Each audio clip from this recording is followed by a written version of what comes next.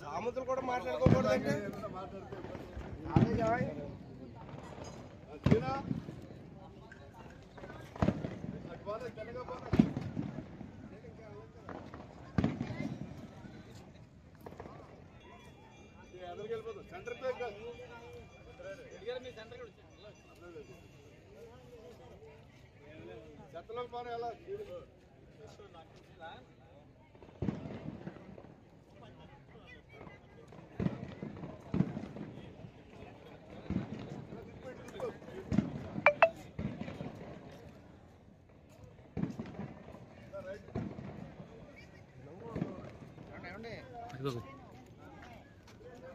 నువ్వు మురళీ గారిని చూడాలిరా, నువ్వు అలా వచ్చేస్తే ఎలాగే అడ్డు వచ్చేస్తే ఎలారా తిరిగేస్తాను.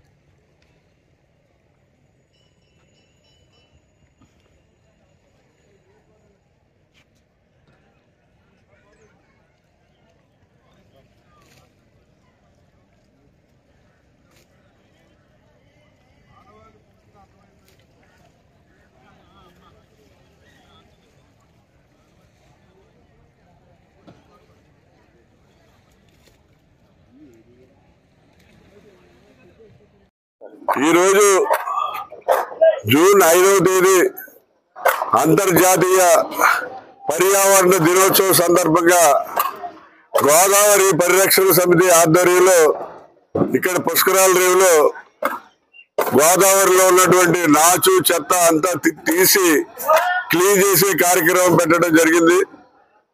మరి జనరల్ గా ఈ పర్యావరణం మీద ప్రజలకు సరైన అవగాహన లేదు.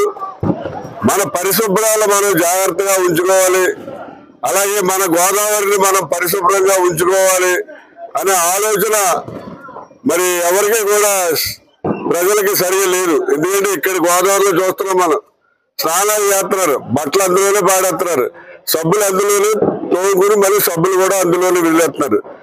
మరి టౌన్ లోకి వెళ్ళినట్లయితే అపార్ట్మెంట్లు పైనుంచి డ్రైన్ లోకి డైరెక్ట్ గా చెత్త చెదారం పడేస్తున్నారు. ఎందుకంటే కింద ఉన్న అపార్ట్మెంట్ పోతాడు తప్ప పై వాళ్ళకి ఎఫెక్ట్ అవుదని. ఈ పర్యావరణం సమతుల్యం పాటించకపోవడం వల్ల మనకి వాతావరణంలో కూడా సమతుల్యం లేక ఎప్పుడు వర్షాలు వస్తాయో కరెక్ట్ గా తెలియట్లేదు, ఎండలు కూడా ఎంత ఎండలు వస్తాయో తెలియట్లేదు. మొన్న 4 రోజులు భరించరాని ఎండ 52 డిగ్రీల వరకు కూడా టెంపరేచర్ వెళ్ళిపోయి ఎవరు భరించలేని పరిస్థితుల్లో మరి ఎండ తీవ్రత ఉండటం జరిగింది. ఈ పర్యావరణ కాలుష్యం వల్ల మరి ఇదంతా కూడా జరుగుతుంది. మానవాళి మనుగడ కోసం పర్యావరణాన్ని పరిరక్షించవలసిన బాధ్యత ప్రజలందరి మీద ఉంది. కాబట్టి ప్రతి ఒక్కరూ కూడా ఈ పర్యావరణ బాధ్యతను తమ బాధ్యతగా భావించి పరిశుభ్రాలని చక్కగా క్లీన్ గా ఉంచుకుని అలాగే మొక్కలు నాటి ఎక్కువగా వీలైన మొక్కలు ప్రపంచంలో జనాభాకి తగ్గట్టుగా మొక్కలున్న దేశాలు చాలా ఉన్నాయి. అన్ని ఎంతమంది జనం ఉన్నారో వాళ్ళకి 5 రెట్లు మొక్కలున్న జనాలు ఉన్నాయి. కానీ మన భారతదేశంలో ఉన్న జనాభాలో 1/3 కూడా మొక్కలు లేవు. అంటే ఇవాళ భారతదేశం యొక్క ఈ కాలుష్యాలకి కారణం అలాగే మానవాళి మనుగడికి ముప్పు కలిగే విధంగా మన వృక్ష సంపదను అంతా కూడా పాడు చేస్తున్నారు. కాబట్టి ప్రతి వాళ్ళు కూడా నేను రాజమండ్రిలో ఉన్నటువంటి స్కూల్స్ కాలేజెస్ పిల్లలందరికీ కూడా పిలుపునిచ్చేది ఏంటంటే మీరు కనీసం ఒక మొక్కను నాటి ఆ మొక్కను సొంత మొక్కలా పెంచండి. అలాగే గోదావరిని పరిశుభ్రంగా ఉంచుకోవడానికి మీ సాయశక్తిలో మీరు కృషి చేయండి. అలాగే రోడ్లన్నీ కూడా పరిశుభ్రంగా ఉంచండి అని చెప్పి అందరికీ కూడా విద్యార్థులందరికీ కూడా పిలుపునిస్తూ ఈ గోదావరిని పరిశుభ్రంగా ఉంచడం అనేది గోదావరి పరిరక్షణ సమితి యొక్క బాధ్యతగా భావిస్తున్నాం. గోదావరిలో ఎవరైనా సరే స్నానం చేసి అక్కడ కేశవాలమా మాధవాలమా నారాయణమా అని 3 సార్లు నీళ్లు తాగే పరిస్థితి వచ్చే వరకు కూడా ఈ గోదావరి ప్రక్షాళన మీద గోదావరి క్లీనింగ్ మీద మేము పోరాటం చేస్తూనే ఉంటాం. ఈ క్లీనింగ్ ని ఇలాగే కంటిన్యూ చేస్తూ ఉంటాం అని చెప్పి ఈ గోదావరి పరిరక్షణ సమితి తరఫున మేము అందరికీ కూడా తెలియజేస్తున్నాం. ఇక్కడ ఈ కార్యక్రమంలో మరి